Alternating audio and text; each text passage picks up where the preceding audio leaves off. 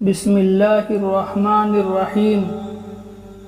حضرت حذیفہ رضی اللہ تعالیٰ عنہ ارشاد فرماتے ہیں کہ نبی اکرم صلی اللہ علیہ وسلم کو جب کوئی سخت امر پیش آتا تھا تو نماز کی طرف فوراً متوجہ ہوتے تھے۔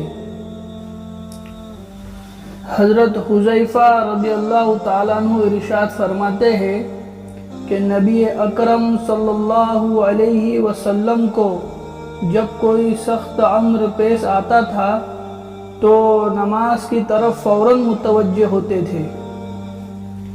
کون متوجہ ہوتے تھے؟ اللہ کے نبی صلی اللہ علیہ وسلم۔ کس کی طرف؟ نماز کی طرف۔ تو اللہ کے نبی کو جب کوئی سخت امر پیش آتا نماز کی طرف متوجہ ہوتے تھے، تو مجھے کتنی ضرورت ہے، مجھے اور آپ کو، کہ ہم کو نماز کتنی پڑھنی چاہیے، کس حد تک کی ہم میں نماز کی پابندی ہونی چاہیے۔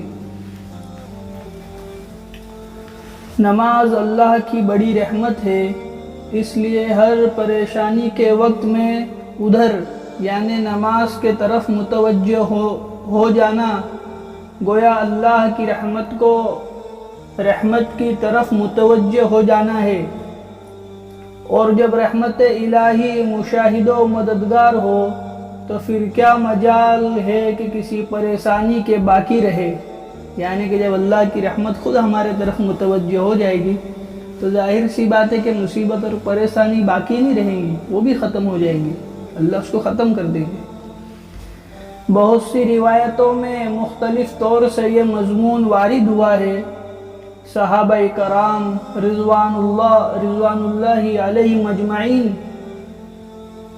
مجمعین جو ہر قدم پر حضور صلی اللہ علیہ وسلم کا اتباع فرمانے والے ہیں، ان کے حالات میں بھی یہ چیز نقل کی گئی ہے۔ حضرت ابو درداء رضی اللہ تعالیٰ عنہ فرماتے ہیں کہ جب آندھی چلتی تو حضور اقدس صلی اللہ علیہ وسلم فوراً مسجد کی طرف لے جاتے تھے، فوراً مسجد کی طرف تشریف لے جاتے تھے، اور جب تک آندھی بند نہ ہو جاتی مسجد سے نہ نکلتے۔ اسی طرح سورج یا چاند گرہن ہو جاتا تو حضور صلی اللہ علیہ وسلم فوراً نماز کی طرف متوجہ ہو جاتے۔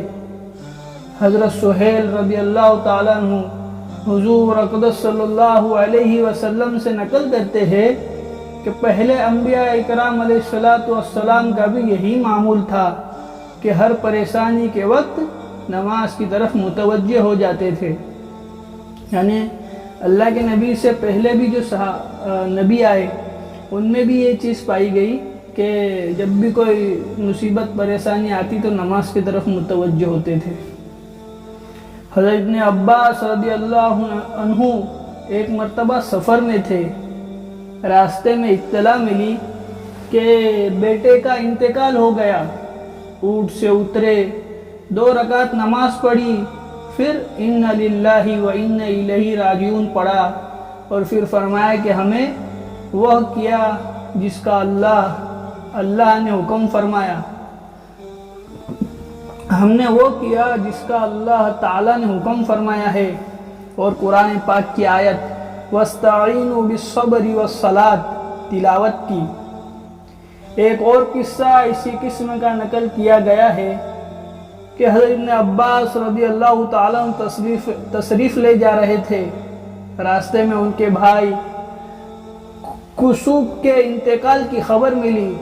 راستے سے ایک طرف کو ہو کر اونٹ سے اترے، 2 رکعت نماز پڑھی، اور اتحیات میں بہت دیر تک دعائیں پڑھتے رہے۔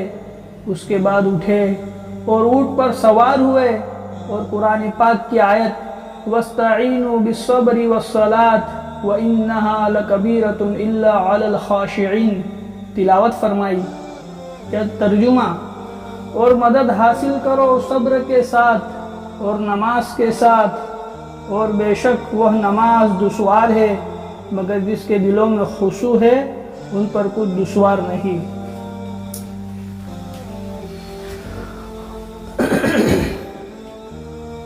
ان کا ایک اور قصہ ہے کہ ازواج مطہرات میں سے کسی کے انتقال کی خبر ملی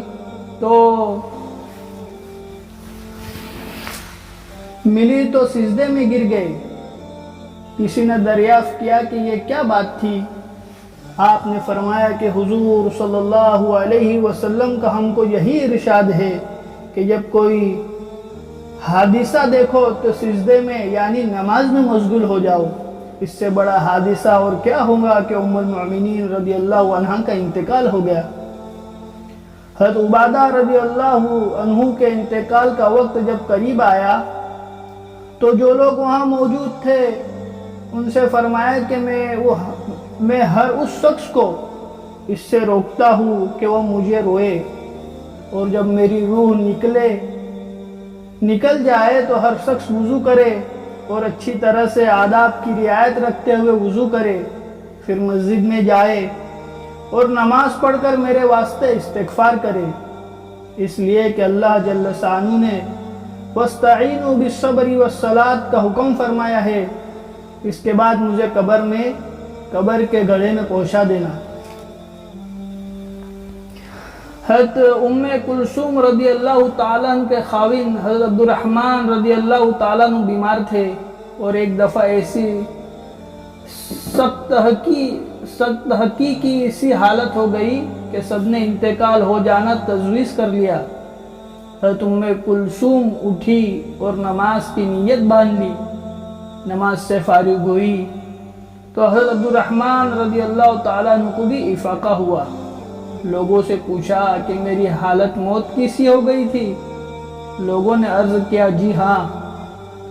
فرمایا کہ 2 فرشتے میرے پاس آئے اور مجھ سے کہا کہ چلو احکم الحاکمین کی بارگاہ میں تمہارا فیصلہ ہونا ہے۔ وہ مجھے لے جانے لگے تو ایک تیسرے فرشتے آئے اور ان دونوں سے کہا کہ تم چلے جاؤ، یہ ان لوگوں میں ہے جن کی قسمت میں شہادت اسی وقت لکھ دی گئی تھی جب وہ ماں کے پیٹ میں تھے، اور ابھی ان کی اولاد کو ان سے اور بھی فوائد حاصل کرنے ہیں۔ اس کے بعد 1 مہینہ تک حضرت عبد الرحمن رضی اللہ تعالیٰ عنہ زندہ رہے، پھر انتقال ہوا۔ حضرت نظر رضی اللہ تعالیٰ عنہ کہتے ہیں کہ میں ایک مرتبہ